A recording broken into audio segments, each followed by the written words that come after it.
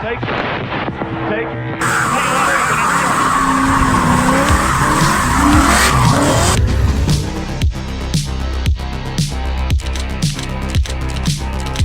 Just 1 week ago, we, you, the city, and all the community.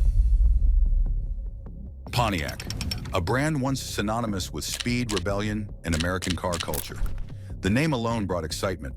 GTO, Firebird, Trans Am. For decades, Pontiac was the beating heart of General Motors, building some of the most iconic cars in history.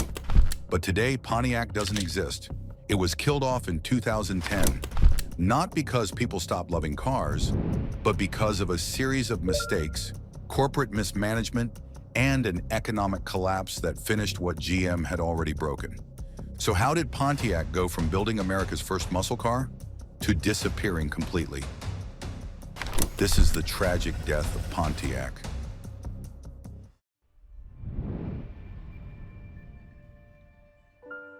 Pontiac began in 1926 as a companion brand to Oakland, another division of GM.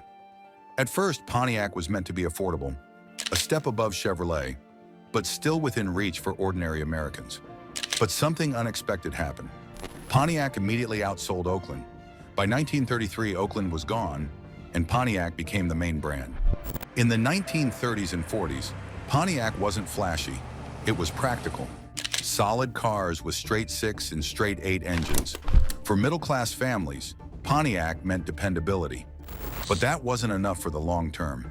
Pontiac was respected, yes, but it wasn't loved. That would change in the 1960s. In the early 1960s, Pontiac was struggling for identity. That's when a man named John DeLorean, yes, that John DeLorean, became chief engineer and later head of Pontiac. DeLorean saw an opportunity. At the time, GM had a rule. No midsize cars could have engines larger than 330 cubic inches. But DeLorean bent the rules. He took the Pontiac Tempest, dropped in a massive 389 cubic inch V8, and created the 1964 Pontiac GTO. The GTO changed everything. It wasn't just a car, it was a movement.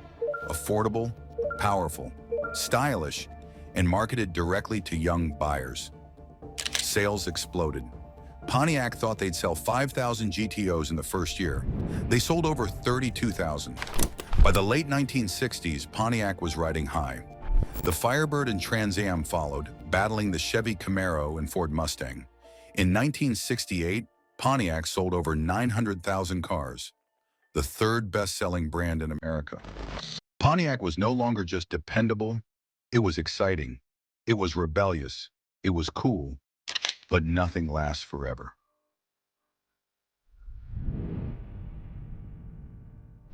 The 1970s brought disaster for American muscle. First, the 1973 oil crisis made gas prices skyrocket. Suddenly, big V8 engines seemed irresponsible. Buyers wanted small, fuel-efficient cars.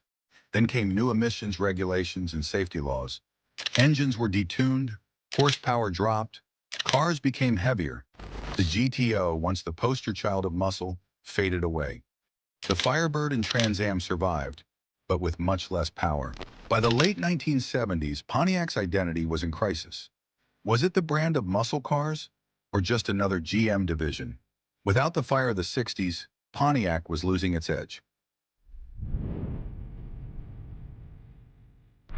The 1980s should have been Pontiac's chance for a comeback. Instead, it exposed deeper problems. Pontiac released the Fiero in 1984, a mid-engine sports car, something no other American brand was doing. At first, people loved it. Affordable, futuristic, and unique. But it was rushed into production. Engines overheated, cars caught fire. By 1988, the Fiero was dead. Meanwhile, Pontiac leaned heavily on the Firebird Trans Am, boosted by pop culture. Smokey and the Bandit made the black and gold Trans Am a symbol of freedom and rebellion. Knight Rider made it futuristic. The Firebird was cool, but it couldn't carry the entire brand alone. And underneath it all, Pontiac was becoming a victim of badge engineering. Instead of unique cars, GM gave Pontiac slightly restyled Chevrolets, Buicks, and Oldsmobiles. To buyers, they all looked the same. While Toyota and Honda were building reputations for reliability, Pontiac was selling cars that were neither the most exciting nor the most dependable. The cracks were starting to show.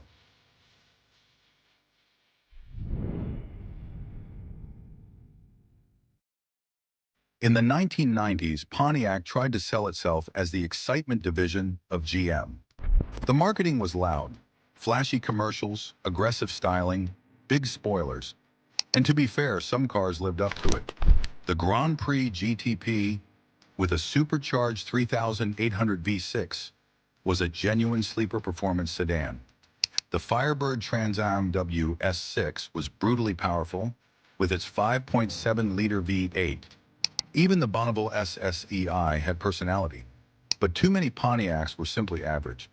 Cars like the Sunfire or Montana minivan didn't exactly scream excitement. Sales were declining. Young buyers weren't flocking to Pontiac anymore. And the cars didn't have the build quality to win over buyers looking for long-term reliability. By the end of the decade, Pontiac was still alive, but it was no longer leading. It was surviving. The 2000s sealed Pontiac's fate. Instead of doubling down on performance and identity, GM gave Pontiac some of its worst products. The Aztek 2001 became infamous as one of the ugliest cars ever made. It was so ridiculed that it tanked Pontiac's image for years. Ironically, it later found fame in Breaking Bad. The G6 sedan was meant to replace the Grand Am, but it was bland and uninspired. There were a few bright spots. The 2004 GTO, imported from Holden in Australia, had real muscle. But its styling was too plain, and it never connected with buyers. The Solstice Roadster looked fantastic, but it came too late to save the brand. By 2005, Pontiac sales had dropped below 500,000 units, barely half of its peak in the 60s. GM itself was collapsing under debt, bureaucracy, and outdated strategies. And then came the knockout punch.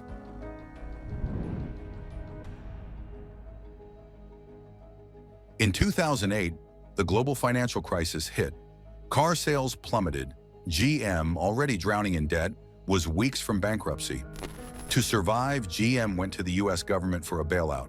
But there was a condition. GM had to cut brands. Too many divisions, too much overlap, too little profit. Pontiac, once GM's crown jewel, was now seen as redundant.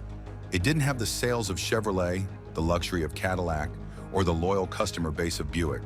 In 2009, GM announced that Pontiac would be discontinued. By 2010, the last Pontiacs rolled off the line. The brand that had once built the original muscle car was dead. Today, Pontiac is gone, but its legacy is undeniable. The GTO is remembered as the car that started the muscle car era. The Firebird Trans Am is still an icon, immortalized in film and TV. Even the Aztek found a strange second life thanks to Breaking Bad. And for enthusiasts, Pontiac represents something bigger.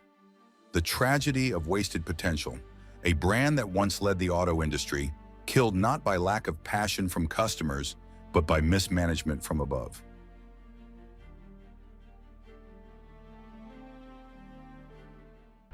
Even after Pontiac's demise, a devoted community refused to let its memory fade. Car shows, online forums, and local meetups became sanctuaries for the brand's loyal fans. Classic GTOs, Firebirds, and Trans Ams were meticulously restored, often with painstaking attention to period-correct details. For enthusiasts, owning a Pontiac wasn't just about nostalgia, it was about pride. These cars were symbols of a bygone era when American automakers could create vehicles that were daring, stylish, and loud. Young collectors began seeking out Pontiacs as investment pieces, recognizing that rarity and history gave them value beyond their performance. Clubs like the Pontiac Oakland Club International offered gatherings, technical advice, and a sense of belonging. To the enthusiasts, Pontiac lived on, a ghostly heartbeat that refused to be silenced. And as generations passed, the passion only intensified, cementing Pontiac as a legend in the collector world.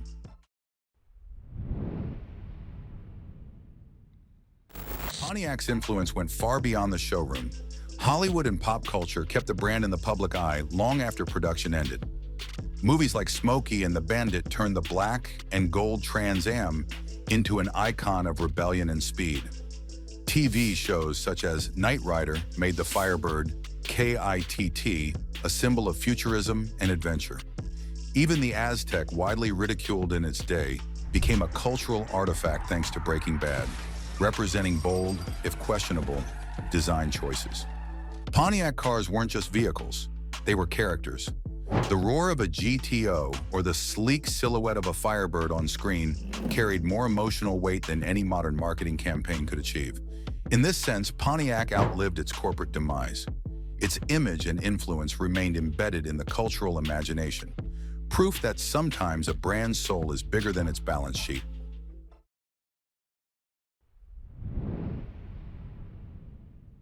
Pontiac's death also serves as a cautionary tale for the automotive industry. Missteps in design, branding, and corporate strategy compounded over decades, illustrating how even the most iconic brands can collapse. Badge engineering, the practice of slapping the Pontiac logo on rebadged Chevrolets, diluted the brand's identity. Ambitious projects like the Fiero, launched with incomplete engineering, eroded trust. And models like the Aztec reminded consumers that a single miscalculation could tarnish a brand's reputation for years. GM's internal bureaucracy and focus on short-term cost-cutting accelerated Pontiac's decline. Instead of nurturing the brand's unique voice, the company treated it as a disposable division.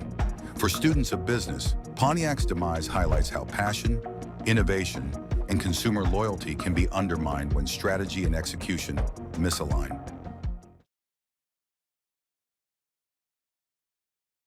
Pontiac's impact wasn't confined to the US markets.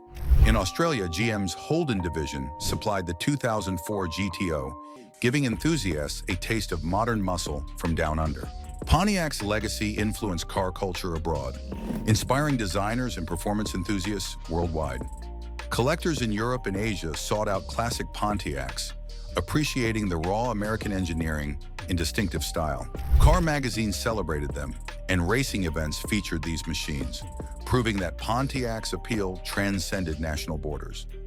Even as the brand ceased to exist in dealerships, its design philosophy, combining power, style, and affordability, inspired a new generation of automakers looking to capture the thrill of American muscle.